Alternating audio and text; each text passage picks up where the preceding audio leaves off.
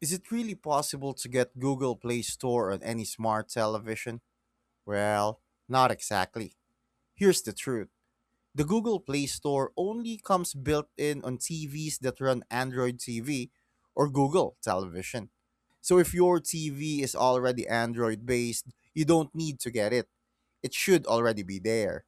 Just open your apps section and sign in with your Google account. Now, if you're using Samsung, LG, or other smart televisions with their own operating system, you cannot directly install Google Play Store. It's not supported. But here's the workaround. You can plug in an external device like Chromecast with Google TV, Amazon Fire TV stick, or an Android TV box. Once you connect it through HDMI, your TV basically becomes an Android television, and that device will have access to the Play Store. What really matters is this: your television's operating system determines everything.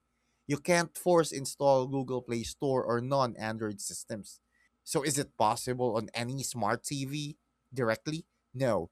With an external device? Yes. That's it. Thanks for watching.